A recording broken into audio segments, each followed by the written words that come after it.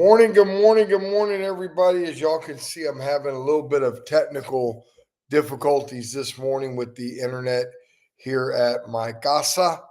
So I am going to try to get this broadcast in because I think it's very important and very vital. Number one, um, if for any reason it goes out one time, text me that it goes out, and if it does, I'm going to shut it down, and I'm going to go to the church and I'm going to rebroadcast it later. Because I think it's vital. Today is So You Want to Start a Business Part 2. And I think it's really, really, really, really important that we get this in because there are a lot of entrepreneurs out there. There are a lot of people that work jobs that ultimately one day want to start a business. So I think this is really important. If you've ever wanted to start a business, we're just going to go through what are some of the important things about starting a business? What do you need to think about when you start a business? Yes, last week we went through some of the practical things. In other words, really learning how to manage your own household bank account. Why? When you start a business, one of the very, very important things in starting a business is cash flow, understanding profit and loss, understanding expenses, just understanding the finances of a business. Because at the end of the day, let's be honest, if we're going to go into a business, normally we go into business because we want to what? Make money. We want to become independent. We want to become self-sustaining. We want to have our own thing, do our own thing. So success in a business is very important, and success in a business is mostly measured through how much money the business makes, right? So let's get into today's show. If for any reason, guys, I go out, somebody texts me, one of my leaders, somebody from the church texts me and let me know that we're, the show went out that way. And at that point, I'm just going to shut it down. If it goes out one time, I'm going to shut it down and I'll go redo it. But I just want to say welcome to Marketplace Monday. And again, if you feel you're called to start a business, if you've ever wanted to start a business, then part 2 today and part 3, I'm going to do a part 3 next week, is kind of where vision meets action. That's what these 2 parts are about. So today what I want to do is I want to walk through some practical steps that will help you get started in a business. Number one, and I think you need these 3 things. And again, remember here, this is slanted towards Christian business owners. So the 3 things that we're looking for when we start a business, any business, is clarity, integrity, and kingdom alignment. Everything that we do is about kingdom alignment. So again, clarity, integrity, and kingdom alignment. Why? Because if you're going to build something for God, to glorify God, to bring provision into the kingdom and into your household, it can't just be an idea. So it needs a structure that honors God and it serves people with excellence, right? So let's look at point number 1. And we may not even get out of point number 1 today. So let's just see where we get. Write this down. Point number 1, clarify the real problem you solve. If you're going to start a business, you have to first clarify the problem you solve.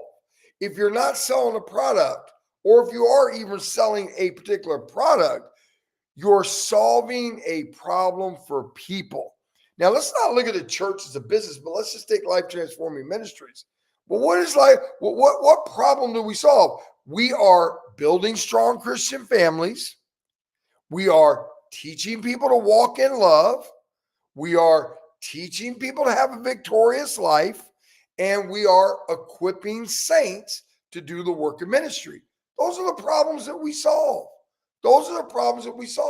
And what we want to do in the pursuit of solving these problems, transform 1 billion souls, one soul at a time. See how simple that is? It's easy. It's something you can say. It's something that if you tell somebody that in an elevator, what is Life Transforming Ministries? This is what we are. It should resonate with people. It should go, wow, you want to build families? You want to build marriages? You want to help people figure out how to have a more victorious life, how to be healthier, how to be financially more stable, how to have a better marriage, how to raise better kids. Really? You want to teach people how to love one another? Wow. And then after all that, you want to equip them to then do the work of ministry, which is show somebody else how to do those same things? That sounds pretty good, right? Proverbs 18:16 says, a man's gift makes room for him. So what do you mean? I don't care if you're selling pies. I don't care if you're selling automotive parts. I don't care if you're starting a halfway house. I don't care if you're starting a landscaping company. It doesn't matter. You have to define, write this down, define your niche. Define your niche. You are not called to everyone. The worst thing I see business people do is they try to be all things to all people. Define your niche. Until you can say the problem you solve in one sentence, you're not ready to sell. What does Life Transforming Ministries, what problem do we solve? We transform lives. What does that mean? We transform lives. Whatever part of your life needs transformation, whatever part of your life isn't where you want it to be, we're going to help you transform that. So let's look at something outside of ministry. Let's look at something a little more practical. I want to look at my wife's business. It's a hard one. You would say, well, I don't know what problem this solved. My wife started a pie business called Sally B's Pies. But Sally B's Pies wasn't just selling pies.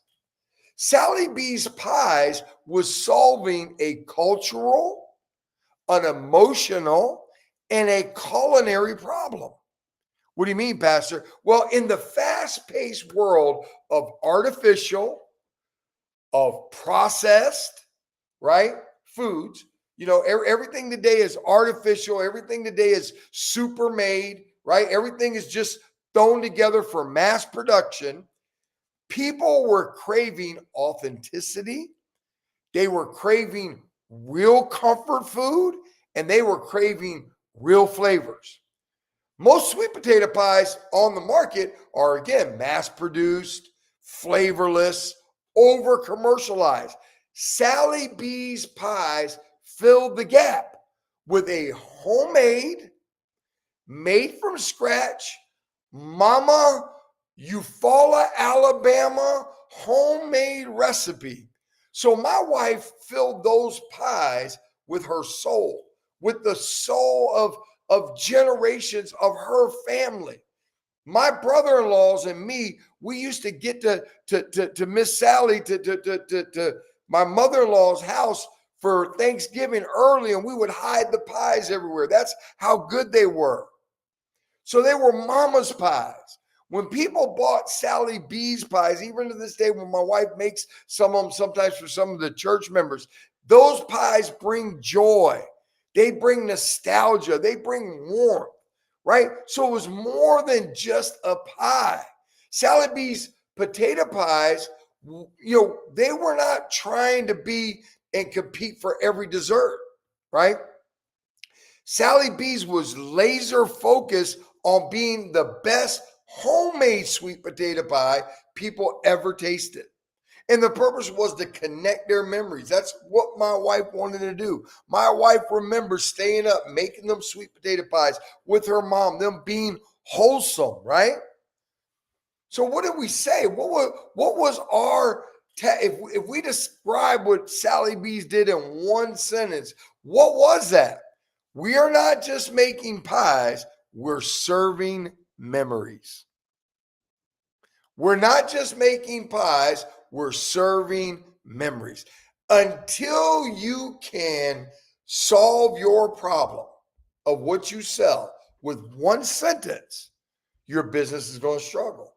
Your business is going to struggle. So you got to go through that exercise if you're going to start a business. What's your niche? What's your market? What's your differentiator? What's your niche? What's your market? What was Sally B's key differentiators? Everything we made was made from scratch. Everything we made, my wife made by hand. Okay? So what were we doing? We were bringing back the taste of home and the heritage of home in every slice of our homemade sweet potato pie. Why? Because comfort, tradition, and flavor should never be sacrificed. Think about those things, right? That was my wife's heart. That was my wife. I remember one time we were trying to figure out a way to make it cheaper because it was expensive. My wife used real butter. My wife used real sweet potatoes. My wife used real flavors. I'm talking about the expensive flavors. She put everything in that, and it was expensive. But my wife would not sacrifice on the quality and the consistency of the pie to save money. We really didn't even make a lot of money. We made money. And I remember people complaining. I think back then a whole pie was $6. And man, they were complaining.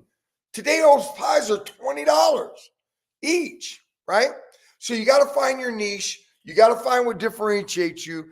And you got to be able to say it in one sentence. Number two, the next first thing you need to do, establish the right legal and financial setup. Do you want to be an LLC? Do you want to be a sole proprietor? Do you need to have separate banks? Get this done right and get it done early, right? Build your foundation on solid ground, not shaky ground. Protect what you build. God can't bless what you don't separate. You got to separate your home life and your business life. And you need to let the Lord know what this is for. And he'll grow it and he'll business. Number three, count the real startup costs, right? It's not just about startup money. It's about startup marketing, tools, taxes, insurance, right? The hidden things that the budget never sees, right? Budgeting is to find the hidden costs, not just the dreams. Man, we all dream. And let me say this before I keep going. I hear some of you out there right now, but Pastor, I already started my business. But Pastor, I'm already down the road with that. I'm okay with that. I'm not telling you stop what you're doing. I'm just telling you, start getting this revelation so now you can start filling the gaps. It's good that you started, right? Listen, man, I started, I failed. I started another business, I failed. My wife started a business, she was successful from day one. Here's point number 4. Find a mentor or an advisor early. You need someone who's already walked this walk or walked this road to help guide you. Don't be the smartest person in your startup. Write that down. Don't be the smartest person in your startup. Pride starts alone. Wisdom walks with counsel. Pride starts alone. Put that in there. Pride starts alone. Wisdom walks in counsel. And last one for today. Start small, but serve big. What do you mean? Don't wait for perfection. Serve with excellence where you are. Excellence don't mean having everything perfect. Excellence means doing the best you can possibly do with what you have. Doing the best. Like my pastor used to always say, it doesn't cost us anything to be clean at the church. Our church, when you come to our church may not be the best church. It may not be the most perfect church, but it will always be a clean, presentable church. Why? It doesn't cost us nothing to do that except our time, effort, and our energy. Right?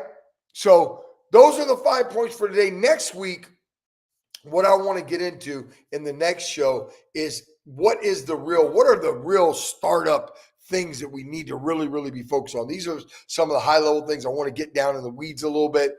If you already started, like I said, that's okay, right? Because now you can just go back and fill in some of the gaps. But for today, the main 2 things is go figure out what niche you serve. Be able to describe what you do in one sentence. Make sure that you got some good financial structure set up for your business. If you haven't done that yet, get a separate bank account. Put that money into a separate account. Run it through a separate account, right? Do those things. Do those couple of things right now. And then lastly, don't forget this. Again, find a mentor. Find a mentor. Find somebody that you can talk to. Find somebody that you can counsel with. Find somebody that you can bounce ideas off of. Those are the three key important takeaways from the day. Listen, I love you. I hope we got the show in. I don't know. I didn't get any texts, so I guess we did. I hope you've enjoyed this. We're going to do, I think, 2 more of these. So you say you want to start a new business, right? Let's get into it. I love you guys. Thank you so much for joining. Thank you for yesterday. Thank you for this weekend. We really enjoyed you guys. Until Wednesday, Pastor Franny and I will be on together. Enjoy life.